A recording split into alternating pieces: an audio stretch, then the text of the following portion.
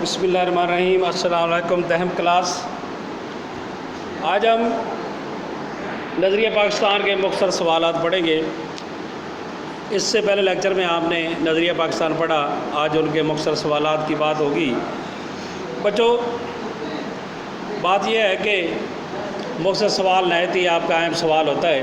تھوڑی سا لکھنے میں اور نمبر زیادہ ہوتے ہیں، ایک سوال کے 2 نمبر ہوتے ہیں، اور آپ نے 5 سوال کرنے تو 10 نمبر کا یہ سوال ہوتا ہے۔ تو ان سوالات کو اچھا سے یاد کریں، جو بک میں لکھا ہوا ہے بچوں اسی طرح یاد کریں، اس طرح لکھنے کی کوشش کریں۔ میں آپ کو بتا رہا ہوں جی کہ مختصر سوالات کا ہیڈنگ لازمی دیا کریں۔ تو آج ہم پہلا سوال پڑھتے ہیں۔ مسلمانوں کو اپنے دینی معاملات میں اپنی آزادی کب ختم ہوتی نظر آئی؟ یہ ہم نے بات کی تھی کہ مغل بادشاہ اکبر کے دور میں جب ہندوؤں کا معاملات حکومت میں اور باقی معاملات میں عمل دخل زیادہ ہو گیا تو مسلمانوں کو محسوس ہوا جی کہ جو ہندو ہیں ان کا اثر و رسوخ بڑھ رہا ہے اور مسلمانوں کی مذہبی آزادی ختم ہوتی جا رہی ہے، کیونکہ نئی نئی رسومات رائج معاشرے میں پا رہی ہیں، جس کی وجہ سے مسلمانوں کو یہ محسوس ہوا جی کہ مسلمانوں کی مذہبی آزادی بھی خطرے میں ہے۔ دوسرا سوال ہے سلطان فتح علی ٹیپو، یہ اپنی جد و جہد میں کامیاب کیوں نہ ہو سکا؟ ہمیں یہ ڈاکٹر غلام مصطفیٰ خان نے بتایا ہے، اور ہمیں تاریخ بھی پتہ ہے ہمیں کہ یہ وہ مرد مجاہد تھا جس نے برطانوی سامراج کے سامنے ڈٹ کر کھڑے ہو گئے۔ پہلے ان کے والد لڑتے رہے، یعنی سلطان حیدر علی، پھر ان کے بیٹے جو ہے سلطان فتح علی ٹیپو انگریزوں کے خلاف لڑتے رہے، جب تک سلطان فتح علی سے یہ چونکہ میسور کی جو ریاست تھی اس کے حکمران تھے، اور انہوں نے کبھی بھی برطانوی حکومت کو تسلیم نہیں کیا۔ انہوں نے لالچ بھی بہت دیے، آزاد ریاست کا بھی کہا، لیکن آپ ڈٹے رہے جی کہ نہیں، میں آپ کی حکومت کبھی بھی تسلیم نہیں کروں گا۔ انہوں نے یہ اپنی جد و جہد میں اس لیے کامیاب نہیں ہو سکے، ایک تو انہوں نے فرانس اور افغانستان سے مدد حاصل کرنی چاہیے، لیکن نہ ہی فرانس نے مدد کی اور نہ ہی افغانستان ان کی مدد کو آیا۔ اور ملک کے دوسرے سردار جن میں نظام حیدرآباد اور بہت سارے سردار تھے، راجا تھے، جنہوں کو انہوں نے ساتھ ملانا چاہا، لیکن انہوں نے آپ کا انگریزوں کے ڈر کی وجہ سے ساتھ نہیں دیا، جس کی وجہ سے وہ اس جنگ میں شہید ہو گئے، لیکن انگریزوں کے سامنے اپنا سر نہیں جھکایا۔ اس لیے وہ اپنی جد و جہد جو وہ آزادی ہندوستان کو آزاد رکھنا چاہتے تھے وہ کامیاب نہیں ہو سکے۔ تحریک خلافت کیوں شروع کی گئی؟ تحریک خلافت جس کا نام سے بھی ظاہر ہے کہ خلافت جو ہے، خلیفہ جو ہے، ترکی کو ہم خلیفہ کہتے تھے، وہ اس لیے شروع کی گئی کہ پہلی جنگ عظیم 1914 میں شروع ہوئی، اور جس میں 1919 میں مسلمانوں کو، ترکی کے مسلمانوں کو، خاص ترکی کو، جرمنی کو، جاپان کو شکست ہو گئی برطانیہ کے ہاتھوں۔ تو اس وقت حجاز مقدس جو ہے، خاص طور پر حجاز مقدس کی بات کر رہے ہیں ہم، کہ یعنی خانہ کعبہ اور نبی پاک صلی اللہ علیہ وسلم کا روضہ مبارک، اس پہ کنٹرول جو ہے ترکی کا تھا۔ تو برصغیر کے مسلمانوں کو یہ محسوس ہوا کہ کہیں انگریز جو ہیں ان مقامات کی بے حرمتی نہ کریں اور ترکی کے حصے بکھرے نہ کر دیے جائیں، تو اس کے لیے تحریک خلافت شروع کی گئی، جس کا مقصد یہ تھا کہ کوئی بھی ترکی کے حصے بکھرے نہیں کیے جائیں گے، اسے تقسیم نہیں کیا جائے گا، اور ترکی میں خلافت قائم رکھی جائے گی۔ اس کے لیے تحریک تو شروع کی گئی، اور ترکی کے مسلمانوں کے لیے جو زخمی تھے یہاں سے ادویات بھی بھیجی گئیں، ان کی مدد بھی کی گئی۔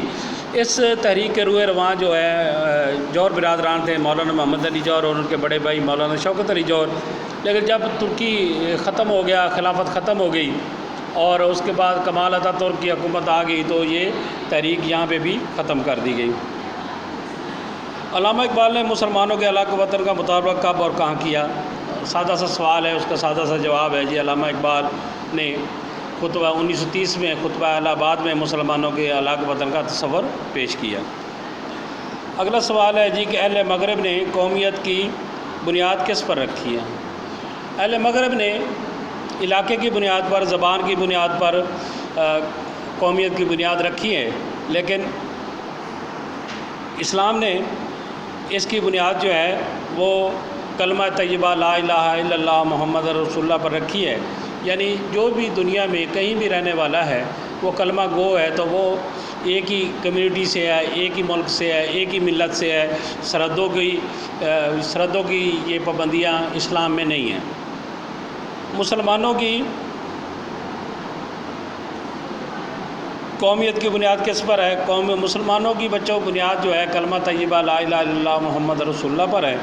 یعنی مسلمان ایک نظریے کی بنیاد پہ زندگی گزارتے ہیں، وہ نظریہ اسلام ہے، اور اسلام کو ماننے والا دنیا کے کسی خطے میں بھی ہے وہ مسلمان قومیت سے تعلق رکھتا ہے۔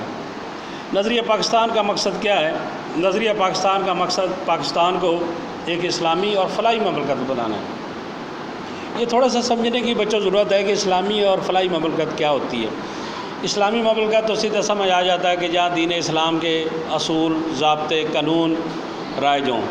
فلاحی مملکت یہ ہوتی ہے جی کہ یہاں پہ رہنے والے لوگ جو ہیں، اسلامی مملکت میں جو لوگ رہتے ہیں، اور خاص طور پہ جو پاکستان میں رہتے ہیں، کیونکہ ہم نظریہ پاکستان کی بات کر رہے ہیں، تو پاکستان میں جو لوگ رہتے ہیں ان کی فلاح کے لیے بھی ایسے قوانین بنائے جائیں، ایسے اقدامات کیے جائیں کہ لوگ خوش و خرم زندگی گزاریں، ان کی فلاح و بہبود ہو، وہ ترقی کریں، وہ جو حاصل کرنا چاہتے ہیں، محنت کرنا چاہتے ہیں وہ کریں، انہیں کسی قسم کی قدغن نہ لگے، پابندی نہ لگے۔ جہاں تعلیم حاصل کرنا چاہتے ہیں، جہاں وہ علاج کروانا چاہتے ہیں، جو کاروبار کرنا چاہتے ہیں، انہیں ہر قسم کی آزادی حاصل ہو۔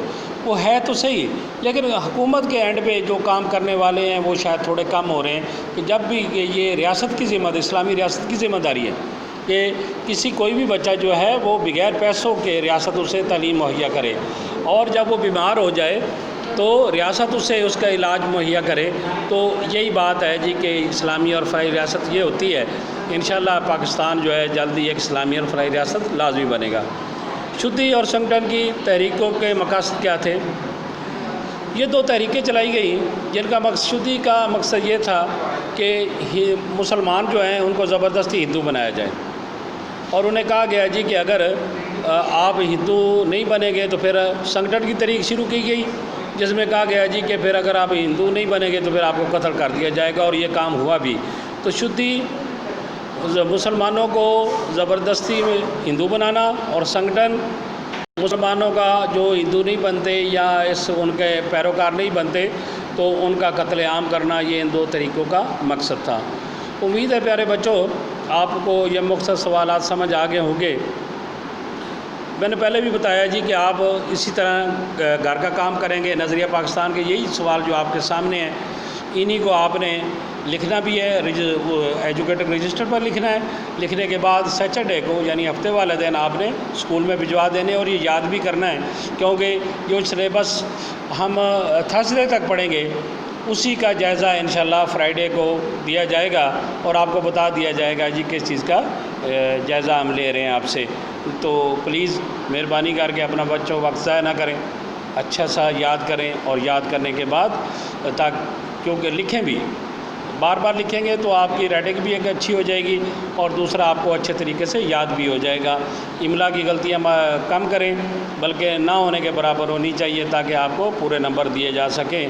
آپ کی سماعتوں کا بہت بہت شکریہ۔